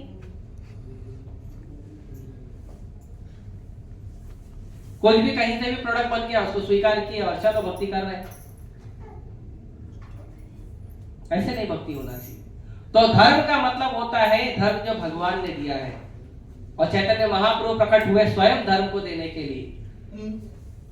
कृष्ण वर्णम तुषा कृष्णम सांगो पांगो सपार्षद यज्ञ संकीर्तन प्राय यजंती ही सुवेदसः। भगवान स्वयं प्रकट हुए धर्म का ज्ञान देने के लिए। भगवान आकर क्या दिए? भगवान आकर दिए हमें हरे कृष्ण महामंत्र। भगवान आकर हमें दिए हैं भगवत गीता भागवतम। भगवान आकर हमें दिए हैं भक्तों का संग। भगवान आकर हमें दिए हैं भगवान का प्रसाद। भगवान आकर हमें दिए हैं भगवान के श्री विग्रह। ये धर्म है। स्वयं भगवान चैतन्य महाप्रभु प्रकट होकर कलयुग में हम लोगों को देकर गए हैं। ये धर्म है। भगवान भगवत गीता में कहते हैं मन मना भव मद भक्तो मध्यादि माम नमस्कुरु। मन में मेरा स्मरण करो, मेरा भक्ति करो, मेरी पूजा करो, मुझे नमस्कार करो, मुझे खिलाओ। कई बार लोग बोलते हैं अरे आप भगवान को ये सब खिलाते हो, इतना चढ़ावा चढ़ाते, खाते हैं क्या भगवान? अरे खाते हैं भाई। अरे किधर खाते हैं? ऐसे कैसे खाते हैं? अरे तुम्हारा सुनेंगे ना, कृष्ण का सुनेंगे। सुनेंगे किसका? हम कृष्ण के भक्त हैं तो किसका सुनेंगे? आपका सुनेंगे? पब्लिक का सुनेंगे? कृष्ण का सुनेंगे ना। कृष्ण बोलते हैं अश्रामी प्रयतात्मनः, मैं खाता हूं। कृष्ण बोल रहे हैं मैं खाता हूं, और तुम बोलते हैं कृष्ण नहीं खाता, तुम्हारा थोड़ी सुनेंगे। तो भगवान बोलते हैं मुझे भोग लगाओ, मैं खाता हूं। और कई सारी लीलाएं की है भगवान। जगन्नाथपुरी में लीला है, किरचोर गोपीनाथ है, और कई सारी और भी प्रसाद लीला, बहुत सारा अभी याद नहीं आ रहा, बहुत लीलाएं हैं भगवान की। इतनी लीलाएं, केवल प्रसाद प्रसाद की लीला है, केवल प्रसाद प्रसाद की लीला है। कर्नाटक में उडुपी कृष्ण, बहुत सारे विग्रह है, केवल प्रसाद प्रसाद लीला है। ऑलमोस्ट सभी विग्रहों की प्रसाद लीला है। भगवान बोलते मैं खाता हूं, और हर विग्रह का कुछ न कुछ स्पेशल डिश है। वो गोपीनाथ जी का है खीर, वो खीर खाते हैं। जगन्नाथ जी 56 भोग खाते हैं। उडुपी कृष्ण भगवान वो चावल का जो पानी होता है और रोटी, और उसमें थोड़ा सा नमक, सबसे सिंपल, वो खाते हैं। कुछ नहीं, एक तुलसी का पत्ता तो दे सकते हो। तो भगवान बोलते मैं खाता हूं, मैं स्वीकार करता हूं, आप करो। ये धर्म है। तो धर्म को जानिए। धर्म जो है भगवान ने जो धर्म दिया है उसको जानिए। भगवान ने भागवत धर्म दिया है। हिंदू बनना, मुस्लिम बनना, क्रिश्चियन बनना, ये सब शरीर का धर्म है। शरीर बदलोगे आप, कल को कोई मुस्लिम परिवार में पैदा हो गया तो मुस्लिम बन जाएगा, क्रिश्चियन परिवार में पैदा हो तो क्रिश्चियन बन जाएगा, बाद में श्रद्धा बदल गए तो फिर हिंदू बन जाएगा, घर वापस ही होगी, फिर हिंदू बन जाएगा। ये तो श्रद्धा का खेल है। असली धर्म है जीवेर स्वरूप होय कृष्णेर नित्य दास। असली धर्म है, चाहे वह हिंदू है, चाहे मुस्लिम है, चाहे क्रिश्चियन है, चाहे शेर है, चाहे हाथी है, चाहे इंडियन है, चाहे अमेरिकन है, चाहे कैनेडियन है, चाहे जापानीज है, हर जीव जो है वो कृष्ण का दास है। ये असली धर्म है और इसी धर्म का पालन करना सबसे ज्यादा जरूरी है। यही है धर्म और भगवान का नियम। भगवान भगवत गीता में जो दिए हैं, हमें जीवन जीने का नियम दिए हैं, धर्म के सारे नियम दिए हैं, उसके अनुसार ही हमको भक्ति का पालन करना है, उसके अनुसार ही हमको धर्म का पालन करना है। अपने मन से धर्म का पालन मत करिए। अपने मन से तो हम कुछ भी नहीं कर सकते। कोई व्यक्ति को कुकिंग नहीं आता, उसको भेज दो किचन में, जाओ कुछ बना के खा लो। अपने मन से कुछ बना सकता है वो? देखा तो है ना, चावल दाल राइस, चावल दाल रोटी बनाना खाया तो है ना। फिर भी उसको अगर नहीं बनाने आता किचन में भेज दो, क्या खाएगा? क्या खाएगा बताओ? और भी बोल रहा कुछ नहीं खाएगा। और बनाने जाएगा तो कुछ ना कुछ या तो जला लेगा, या तो कुछ कर लेगा, या तो हाथे जला लेगा, या तो काट लेगा, सब्जी काटते काटते अपना हाथ काट लेगा। तो वैसे ही जब धर्म नहीं पता है तो धर्म को जानने का प्रयास करना चाहिए और जानते समय आपको पूछना चाहिए। तद्बुद्धि प्रणिपातेन परिप्रश्नेन सेवया। पहले जिस व्यक्ति से धर्म जानना उसको जाके प्रणाम करिए, फिर उसको प्रश्न पूछिए, आप प्रामाणिक गुरु परंपरा में हैं या नहीं? आप जो ज्ञान मुझे देंगे वो प्रामाणिक गुरु परंपरा का ज्ञान है कि नहीं? आपके गुरु कौन है? आपकी गुरु परंपरा क्या है? ये पूछना चाहिए गुरु को। नहीं, हमारे गुरु महाराज है, कैसे पूछे? अरे आपके गुरु महाराज गलत डायरेक्शन में जा रहे हो, पता तो करो। नहीं तो गुरु महाराज के साथ पीछे पीछे आप भी चले जाओ। कहाँ गए पता नहीं, वैकुंठ तो गए। तो कुछ लोग घूमते हैं, प्रचार करते हैं, हमारा गीता ले लो, हमारा गीता ले लो। हमारे मंदिर के एक भक्त है श्री कृष्ण गोविंद प्रभु। तो श्री कृष्ण गोविंद प्रभु के पास है, हमारा गीता ले लो। तुम्हारे गीता में क्या है? हमारा गीता बहुत अच्छा है। तुम्हारा गीता पढ़ के क्या होता है? अरे हमारा गीता पढ़ के बहुत कुछ प्राप्त होता है। तो प्रभु जी बोले कि तुम्हारा गीता पढ़ के तुम्हारा गुरु तो जेल में गया। गीता पढ़ के लोग वैकुंठ जाते हैं, तुम्हारा गुरु पढ़ के जेल में गया। हम पढ़ेंगे? हम नहीं पढ़ेंगे भाई ऐसा गीता है। उनके फ्री में बांटते रहते गीता, गीता ज्ञान सागर। आश्रम बापू क्या? नहीं, बाद में बताएंगे। फ्री में बांटते गीता ज्ञान सागर, ले लो, हमारे गुरु ने गीता लिखा है और उनका गुरु जेल में। तो ऐसा गीता, ऐसा ग्रंथ, ऐसा नाम, ऐसा गुरु, पहले गुरु चुनने के पहले सतर्क होकर सावधानी से गुरु से प्रश्न पूछकर आप पहले क्लियर करो। फिर जब कंफर्म हो गया कि ये सही गुरु है, फिर उसके बाद सेवा करो गुरु की। और जब गुरु की सेवा करोगे तो गुरु के आशीर्वाद से आपको भगवान का ज्ञान आपके हृदय में प्रकाशित होगा। गुरु आपको मार्गदर्शन देंगे। भगवान ने अर्जुन को पहले बहुत सुना, लेकिन भगवान ने बाद में जब बताना शुरू किया तो बताया असली धर्म क्या है। भगवान ने बताया असली धर्म है मेरी सेवा करना, बस बात खत्म। भगवान कृष्ण की सेवा करना, भगवान कृष्ण का दास बनना, ये असली धर्म है। बाकी सब चीटिंग धर्म है। जो धर्म में जीव अपने पिता, अपने भगवान से नहीं मिल रहा है, आत्मा परमात्मा से नहीं मिल रहा है, आत्मा का परमात्मा से प्रेम नहीं हो रहा है, जीव का भगवान से प्रेम नहीं हो रहा है, ऐसे सारे चीटिंग धर्म लेकर तो हम फंस जाएंगे। खाली स्टिकर लेके घूमेंगे, मैं हिंदू हूं, मैं मुस्लिम हूं, मैं क्रिश्चियन हूं। स्टिकर लेके घूमने से क्या होगा? प्रभुपाद जी को एक इंटरव्यू में पूछा गया था, टीवी इंटरव्यू में, बहुत फेमस है, आई थिंक 10-12 सेकंड का ही है, इंटरनेट वगैरह पे कहीं मिलेगा तो भेजता हूं। प्रभुपाद जी को पूछा गया कि आप धर्म के बारे में आप क्या बताते हैं, धर्म क्या है? तो प्रभुपाद जी ने कहा धर्म का मतलब भगवान को जानो और भगवान से प्रेम करो, वही एक धर्म है, बाकी कोई धर्म नहीं है। आप क्रिश्चियन हो, मुस्लिम हो, क्या हो, उससे फर्क नहीं पड़ता। आप भगवान को जानिए, भगवान से प्रेम करिए। अगर आप इतना कर सकते हो वो धर्म है। जानोगे कैसे? धर्म का ग्रंथ पढ़िए, भक्तों से संपर्क करिए, भजन करिए, भगवान के लिए तपस्या करिए और आगे बढ़िए, यही धर्म है। तो ये धर्म है, असली धर्म यही है, भगवान का नियम, भगवान का कानून। धर्म कोई अपने घर में नहीं बना सकता। जैसे भारत का कानून है तो आप भले भारत के नागरिक हो, लेकिन आप भारत का कानून भारत के अपने घर में बैठ के नहीं बना सकते। अरे मैं भारत का नागरिक हूं, तो मैं नागरिक हूं तो मैं बना सकता हूं ना भारत का कानून। आप बना सकते हो घर में बैठ के। आपके घर में पारित नहीं होगा, संसद की तो बात दूर है। आपके घर में आपका भाई बहन हस्बैंड वाइफ वही झगड़ा करके वही आपके कानून को हरे कृष्णा कर देंगे। आपके घर में पारित नहीं होगा, तो संसद भवन की तो बात दूर है। तो कोई व्यक्ति घर में कानून नहीं बना सकता देश का अपने। उसी प्रकार कोई भी व्यक्ति धर्म को अपने मन से नहीं बना सकता। इसीलिए किसी भी व्यक्ति को अपने मन से धर्म को पालन नहीं करना चाहिए और धर्म को चेक करना चाहिए। प्रामाणिक गुरु भगवान के भक्तों के द्वारा ही धर्म को सीखना चाहिए और आगे बढ़ना चाहिए। ये धर्म है, उसके नियम, उसके कानून, हर चीज को उसी से सीखना चाहिए और रेगुलर चेक करते रहना। भक्ति विनोद ठाकुर कहते हैं हर एकादशी में हमको चेक करते रहना चाहिए कि हम जो भक्ति कर रहे हैं, हम जो धर्म का पालन कर रहे हैं, उसमें कितना आगे बढ़े हैं। चेक करते ना, रिपोर्ट कार्ड देखते ना बच्चे का, बच्चा कितना नंबर लाया है, लास्ट टाइम जितना लाया था उससे आगे बढ़ा के नहीं। चेक करते हैं ना बच्चे का, खुद का भी तो चेक करो रिपोर्ट कार्ड। इसीलिए वो जो ग्रुप पे मैसेज डालने के लिए कहा गया है ना, कुछ लोगों को ऑब्जेक्शन हुआ था कि ये ग्रुप में आप लोग क्यों डालते हो, इतना माला किया, हमारा अपना अहंकार क्यों दिखाते हो। तो अहंकार दिखाने के लिए नहीं है, वो आपका रेगुलर चेक है। आप जब रेगुलर रोज आप जब माला करते हो और आप जब डालते हो ना, तो आपको खुद को भी पता चलता है कि मैंने कितना माला किया, कब तक किया, कैसे किया।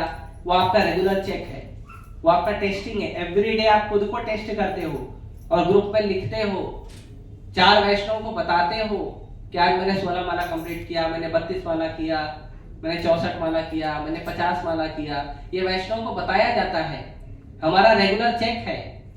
इससे हमारी भक्ति में प्रगति होती है।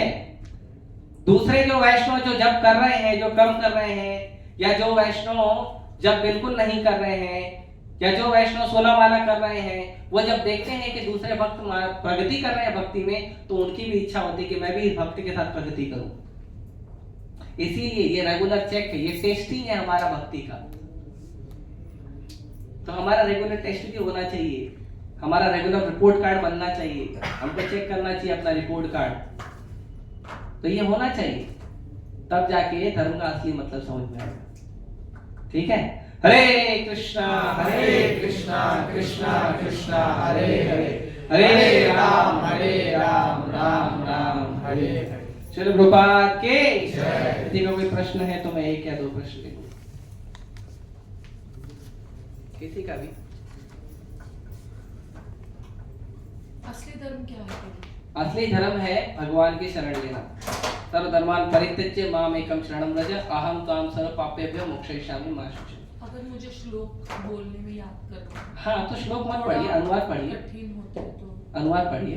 भगवान कहते हैं सभी धर्मों को छोड़ दो, जो अलग अलग हमने धर्म बना के रखे हैं, अपना अलग अलग ड्यूटी बना के रखे हैं, वो सारे धर्मों को त्याग करके भगवान कृष्ण को स्वीकार करो। तो कोई बोलेगा अरे इतने धर्म छोड़ेंगे, इतना सब नियम है धर्म का, पाप लगेगा। तो भगवान बोलते अहम त्वाम सर्व पापेभ्यो, तुम्हारा पाप का टेंशन मत लो, मैं देख लूंगा पाप को।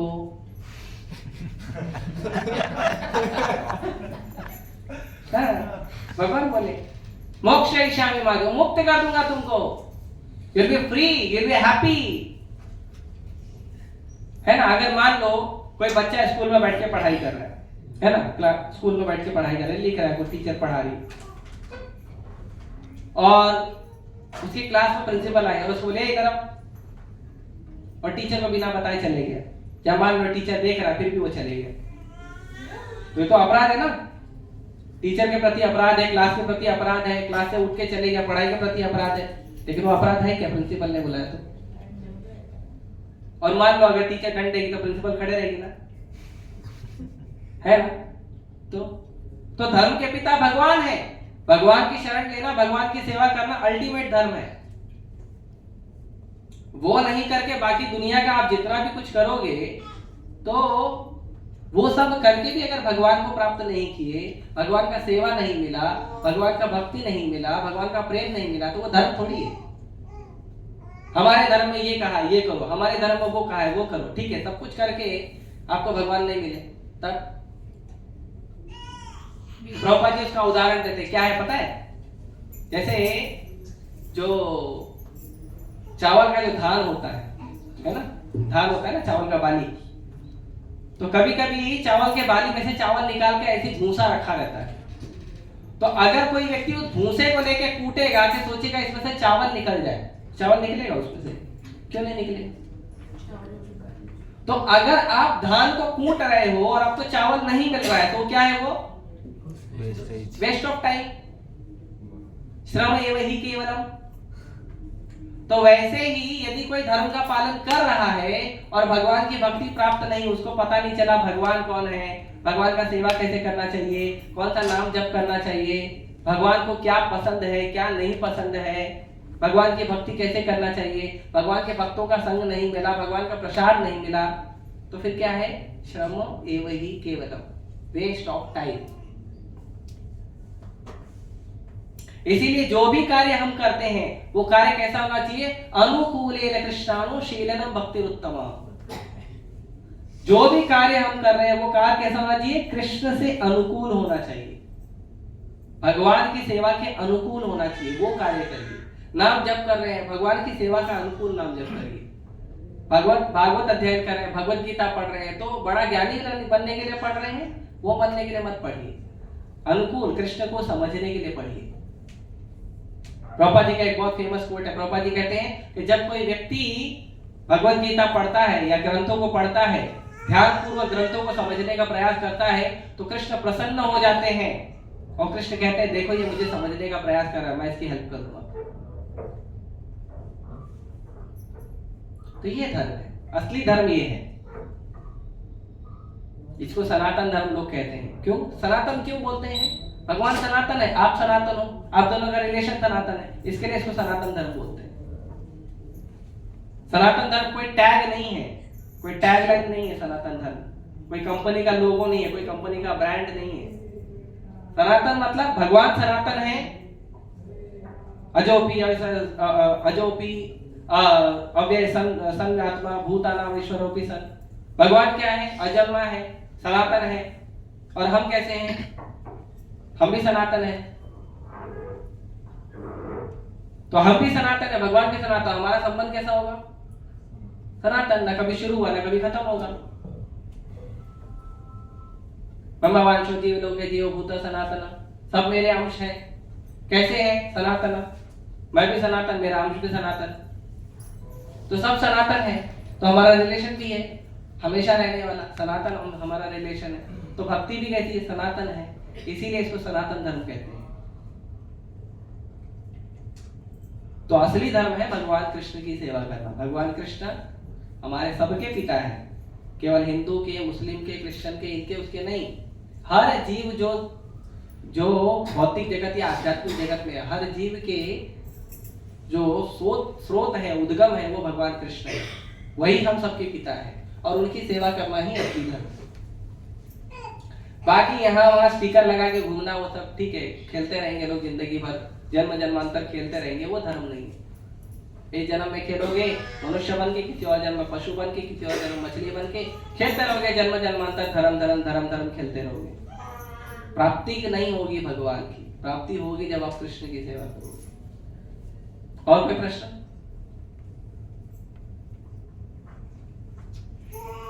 प्रभु जी जो दूसरा रिलीजन बना है ये भगवान की इच्छा से बना है कि Yes.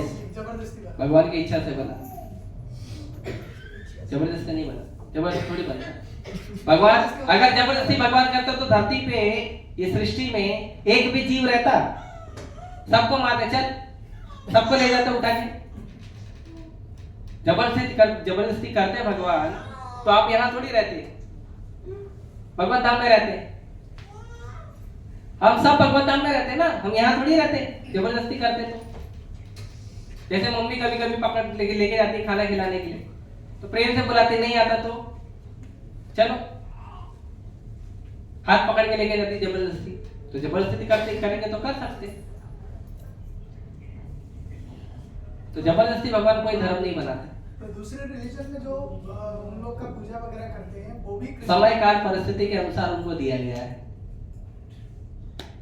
जैसे एक घर है, एक घर में 4-5 उम्र के बच्चे, जैसे वो छोटी सी लाली है, और फिर उसके बाद एक 10 साल का लड़का है, उसके बाद एक 15 साल का लड़का है। तो जो छोटा सा बच्चा है, जो 1-1.5 साल का बच्चा है, तो उसको थोड़ी पिज्जा खिलाएंगे? पिज्जा खिलाएंगे उसको? नहीं, वो माँ का दूध पिएगा। और जो थोड़ा बड़ा है, 10 साल का है, वो रोटी दाल वगैरह खाएगा, वो भी थोड़ा बहुत पिज्जा खाएगा। लेकिन बड़े भाई की तरफ 15 साल का है, वो दबा दबा के 2-3 पिज्जा खा लिए, ऐसा थोड़ी खाएगा वो? नहीं खाएगा ना। तो हर एक की खुराक अलग अलग है। तो जिस व्यक्ति का जैसा स्वभाव होता है, जितनी बुद्धि होती है, उसके अनुसार भगवान उसको उतना धर्म देते हैं। जैसे सनातन धर्म में भी बहुत सारे वेद शास्त्र दिए हैं, वो व्यक्ति के समझने की कैपेसिटी के अनुसार दिए गए हैं कि तुम इतना समझ सकते हो, इसको लो और इससे आगे बढ़ो। जैसे बच्चा जब पढ़ने जाता है तो डायरेक्ट पीएचडी नहीं पढ़ता है। किसी भी स्कूल कॉलेज में जाओगे तो आप देखोगे उसमें प्राइमरी के भी बच्चे हैं, सेकेंडरी के बच्चे हैं, डिग्री के भी बच्चे हैं, पीएचडी के भी बच्चे हैं। तो अगर वो प्राइमरी का बच्चा बोलेगा नहीं मैं कल से पीएचडी क्लास में बैठूंगा, चलेगा? नहीं, वो वहां पे सारे स्टूडेंट है, सबको स्टूडेंट बोलते हैं। जितने भी लोग उस स्कूल में हैं या कॉलेज में हैं, सबको स्टूडेंट बोलते हैं। लेकिन सबकी खुराक अलग अलग है, सबको जो पढ़ाई है उनका अंडरस्टैंडिंग अलग अलग है। वैसे जो अलग अलग धर्म बने हैं, मुस्लिम है, क्रिश्चियन है, ये सब है, ये उनके अंडरस्टैंडिंग है, उनके लेवल पर अंडरस्टैंडिंग के लिए दिया गया है। लेकिन जो डायरेक्ट कृष्ण से रिलेशन बना सकता है, उसको जरूरत नहीं है वो सब करने की। वो डायरेक्ट परंपरा, गुरु परंपरा में आ गए, हरि नाम जप करो, आगे जाओ, आपको पीछे जाने की जरूरत नहीं है। तो पीएचडी ऑलरेडी कर लिया है, वो बोलेगा नहीं मेरे को 12वीं क्लास में वापस बैठना है, चलेगा? आप पीएचडी कर लिया, आप जाओ आगे डॉक्टरेट करो, जाके लोगों को सिखाओ, पढ़ाओ, राइट ना? तो जो ऑलरेडी आगे बढ़ गया है, सनातन धर्म में जो ऑलरेडी आ गया है, उसको पीछे मुड़ने की जरूरत नहीं, वो ऑलरेडी हायर लेवल पे। अब आप भगवान कृष्ण की भक्ति करो, हरे कृष्ण मंत्र जप करो, भगवत गीता पढ़ो, प्रसाद खाओ, भक्तों का संग करो, भगवान को प्रणाम करो, अपना जन्म मरण का चक्र बंद करो और चलो वापस भगवत धाम। यद्गत्वान निवर्तन्ते तद्धाम परमो। प्रभु जी एक बात पूछ, आखिरी प्रश्न। हाँ प्रभु जी एक बात पूछनी थी मुझे कि जब भी हम मतलब बोलते हैं कि जब हम कृष्ण भक्ति करते हैं, जैसे हम पूजा पाठ करते हैं, जप करते हैं और लोगों का थोड़ी हेल्प भी करते थे, तो वही कर्म अच्छा रहता है। तो क्या मतलब ये इतना ही करने से हमें मुक्ति प्राप्त होती है इसी जन्म में? मुक्ति देखिए, आपने कभी बिस्किट खरीदा है? पार्ले जी वगैरह कोई बिस्किट खरीदा है? खरीदा है ना? तो जब बिस्किट आप खरीदते हो तो आप पैसा किसका देते हो? बिस्किट का देते हो ना, उसके कवर का देते हो? बिस्किट का देते हो, कवर तो फ्री में आता है ना। तो जब भगवान मिल गए हैं तो मुक्ति का क्या करोगे लेके? जब भगवान मिल गए हैं, मुकुंद मिल गए, मुकुंद मतलब मुक्ति दाता, तो जब भगवान मुकुंद मिल गए तो मुक्ति का क्या करोगे लेके?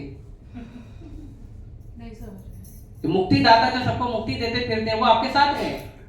आपको क्या मुक्ति की जरूरत है? आपको जरूरत नहीं। तो भक्ति जो है, जो व्यक्ति कृष्ण भक्ति करता है ना, ये बात अच्छा है प्रश्न पूछा उन्होंने। जो व्यक्ति भक्ति करता है ना, उसको अलग से घर में धन चाहिए, घर निरोगी रहना चाहिए, धंधा व्यापार अच्छा चलना चाहिए, मुक्ति चाहिए, घर में सब लोग स्वस्थ रहना चाहिए। इसके लिए अलग से प्रयास करने की जरूरत नहीं। ये सब बाई प्रोडक्ट है। ये सब जिसको कृष्ण भक्ति मिलती है उसको अपने आप ये सब चीजें फ्री में मिलती है। बोलता है ना, कभी कभी एक प्रोडक्ट होता है उसपे चार टॉय फ्री होता है, 4 कुछ खिलौना स्टिकर वगैरह फ्री होता है ना? ऐसे जो भक्ति कर लिया ना, उसको धर्म अर्थ काम मोक्ष सब मिल जाता है ऐसे फ्री में। उसको नहीं करने की जरूरत है। इवन मुक्ति भगवान के भक्तों के सामने हाथ जोड़ के खड़े रहती है कि आप मुझे कुछ सेवा दे दो, आप मुझे कुछ सेवा दे दो। आप लग गए मुकुंदा की सेवा में, अब मेरे की तो जरूरत नहीं है, आपको तो कम से कम मेरे को सेवा दे दो, मैं कुछ सेवा करते रहूं भगवान की। तो मुक्ति का जरूरत उसको नहीं है जो कृष्ण भक्ति कर रहा है, वो ऑलरेडी मुक्त है। मुक्त है मतलब ऐसा नहीं है कल से मुक्त समझना अपने आप को, मतलब ऑलरेडी हम मुक्ति के पथ पर चलना शुरू कर चुके हैं।